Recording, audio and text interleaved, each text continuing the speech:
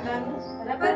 એમાં જુદા જુદા આકારો આપણે ગણિતમાં ભૂમિતિમાં ભણીએ છીએ, એમાં જુદા જુદા આકારો જે છે એ આપેલા છે, બરાબર? તો કયો આકાર કોની સાથે જોડી બનાવશે અને એમાં બંધ બેસશે, બરાબર? એટલે ગોઠવણી કરીને એને મૂકવાના છે, બસ.